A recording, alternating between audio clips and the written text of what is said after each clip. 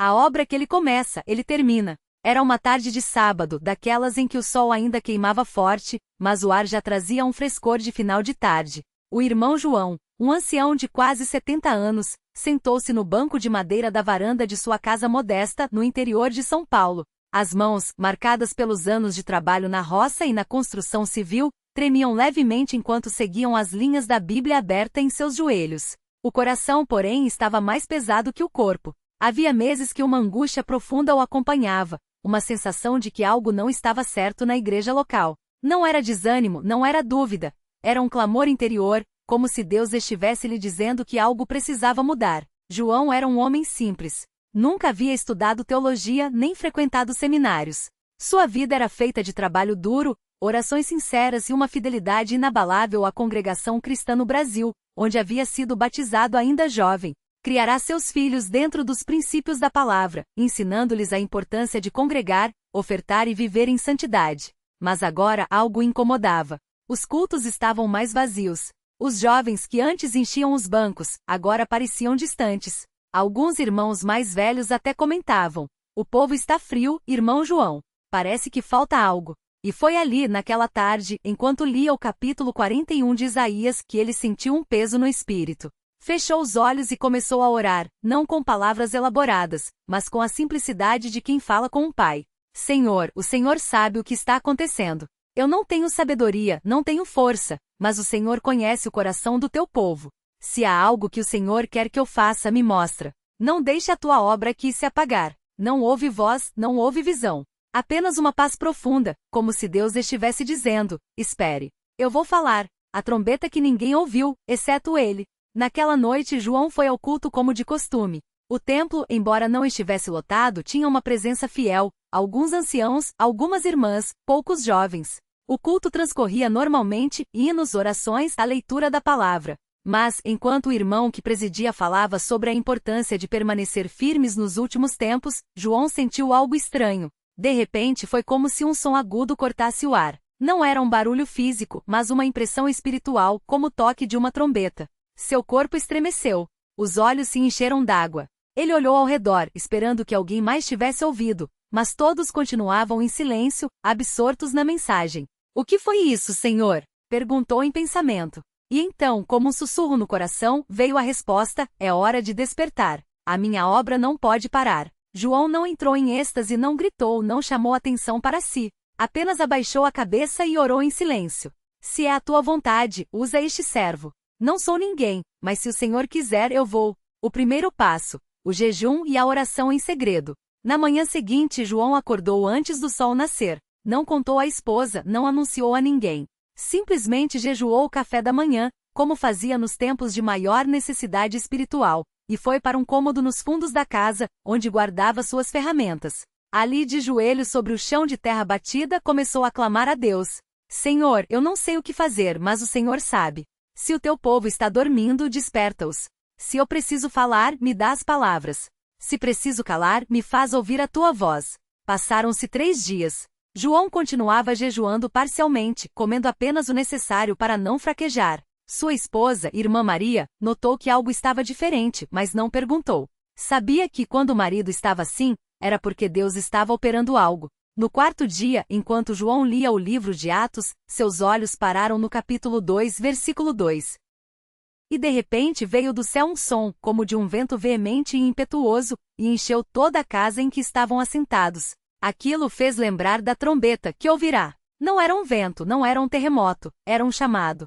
"Senhor, se o Espírito Santo desceu com poder sobre os teus servos naquela época, por que não agora?" E então, como se Deus estivesse esperando aquela pergunta, uma ideia clara veio à sua mente: "Convoca os irmãos para um dia de jejum e oração. Não para reclamar, não para julgar, mas para buscar a minha face." A reunião que mudou tudo. João não era um homem de muitas palavras, mas naquela semana, depois do culto, aproximou-se do irmão que presidia a congregação local, um homem sério e temente a Deus, chamado Irmão Pedro. "Irmão Pedro, o Senhor tem colocado no meu coração um desejo de buscarmos a Deus de uma forma mais intensa. Não é por desânimo, não é por falta de fé. É porque sinto que Deus quer fazer algo aqui."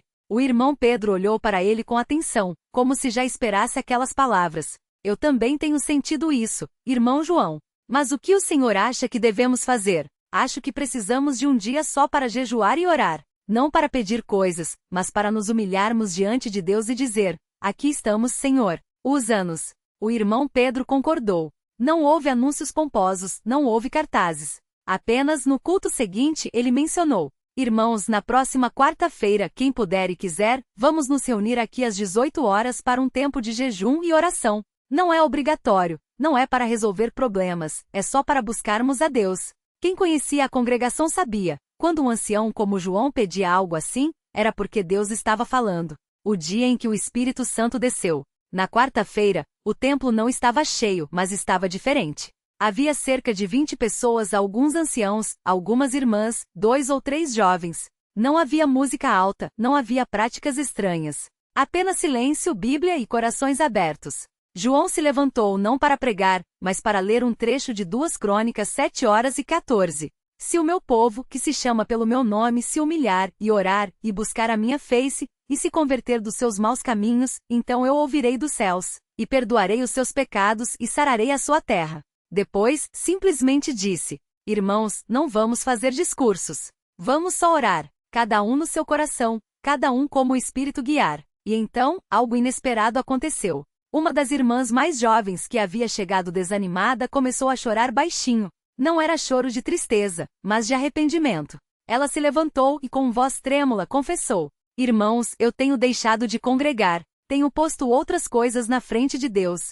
Peço perdão ao Senhor e a vocês. Não houve julgamento. Não houve olhares de reprovação.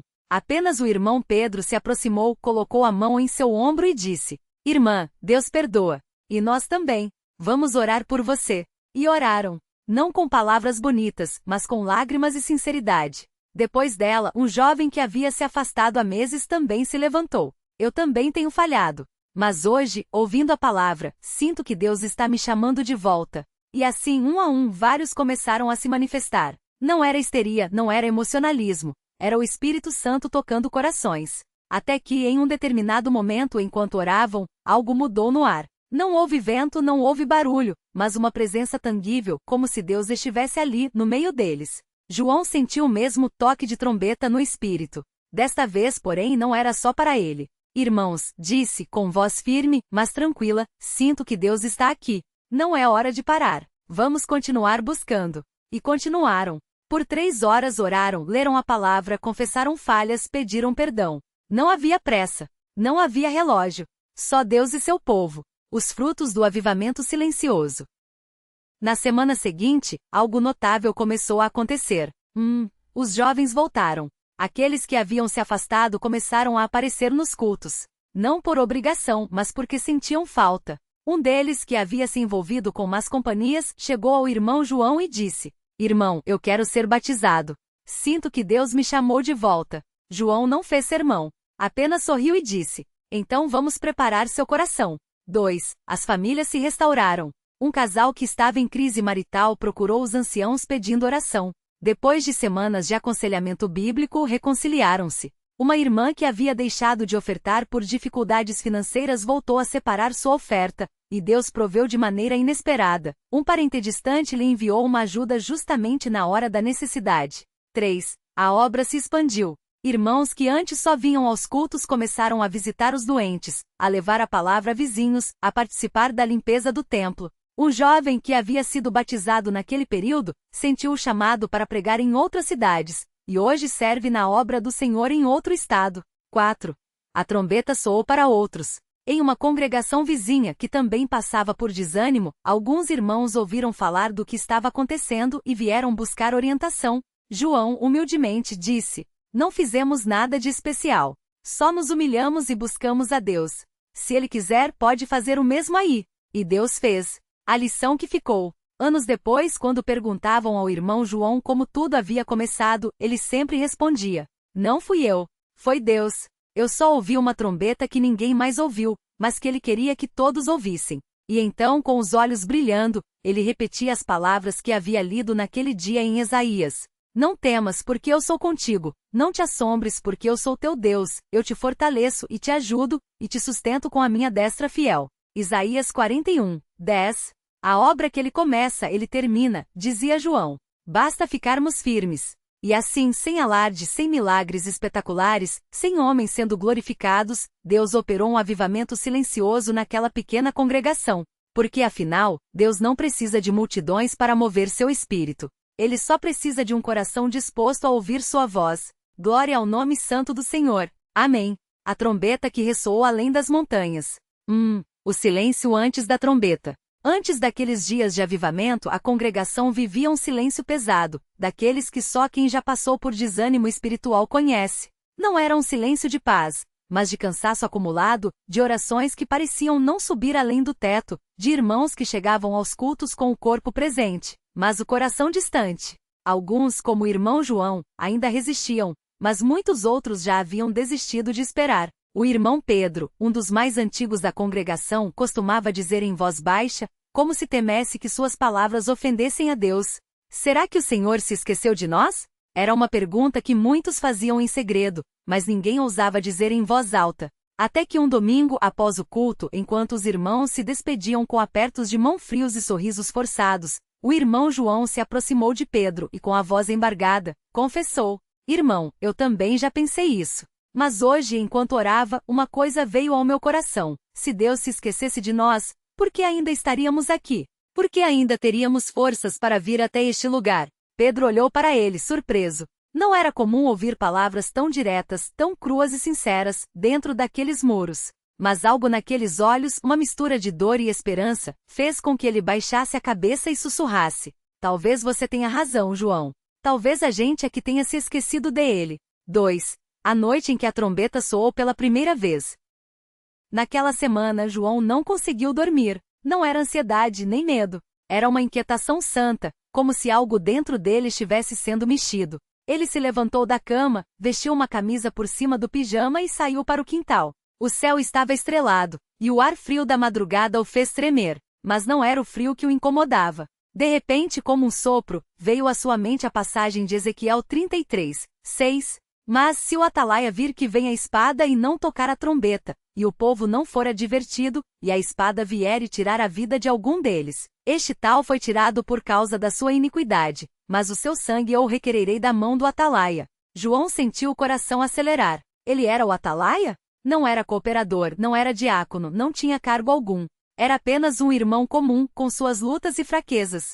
Mas aquela palavra ardia dentro dele como fogo. Senhor, ele orou em voz baixa: se o Senhor quer que eu faça algo, me mostra, porque eu não sei o que fazer. Foi então que, como um relâmpago, uma imagem veio à sua mente: a porta da congregação, aberta com uma luz dourada saindo de dentro. Não era uma visão sobrenatural, não eram anjos nem vozes do céu. Era apenas uma certeza inexplicável. Deus queria que aquela porta se abrisse de novo. Não só fisicamente, mas nos corações. João voltou para casa tremendo. Não de medo, mas de responsabilidade. Ele sabia que a partir daquele momento, sua vida não seria mais a mesma. 3. O primeiro passo, a reunião que ninguém esperava. No sábado seguinte, João chegou mais cedo ao templo. Encontrou o irmão Pedro varrendo o pátio, como de costume. Sem dizer nada, pegou a vassoura das mãos dele e começou a ajudar. O que foi, João? Pedro perguntou, surpreso. Irmão, a gente precisa conversar com os outros. Não dá mais para ficar assim.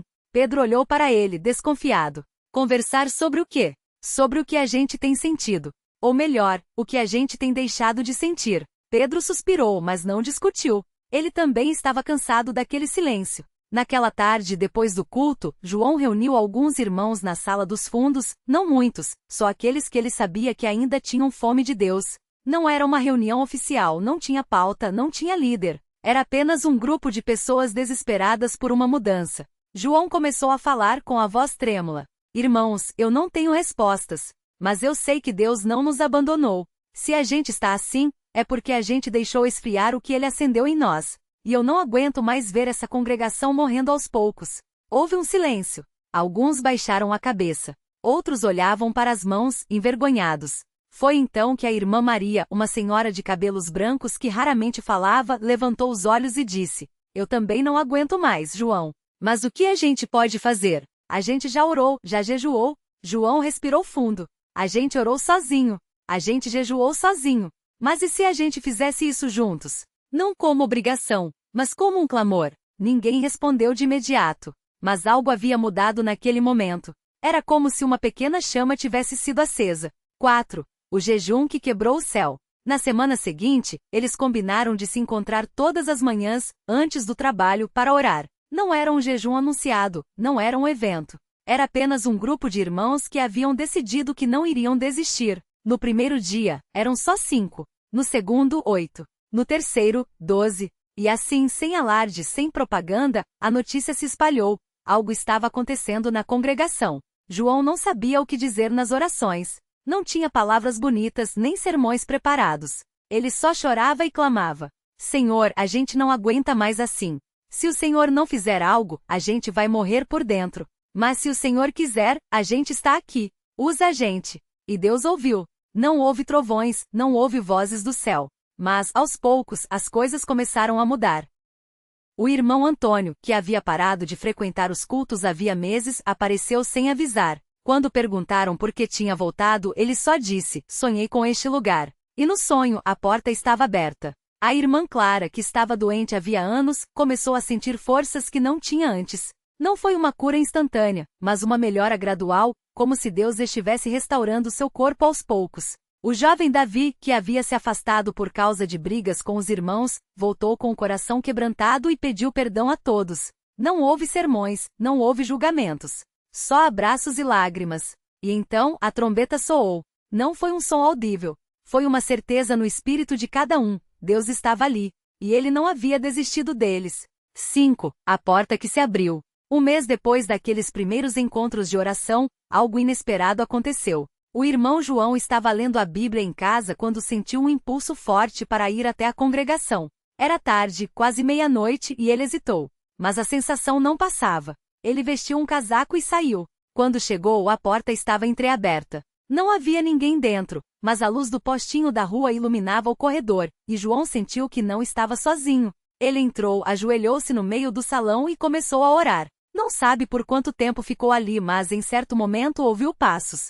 Levantou a cabeça e viu 3 jovens parados na porta, olhando para dentro com curiosidade. O que o senhor está fazendo aqui? Perguntou um deles, desconfiado. João sorriu. Orando. E vocês? A gente estava passando e viu a luz acesa. Achamos que fosse assalto, respondeu o outro rindo sem graça. João os convidou para entrar. Eles hesitaram, mas acabaram aceitando. Sentaram-se nos bancos, olhando ao redor, como se estivessem em um lugar proibido. Vocês são daqui?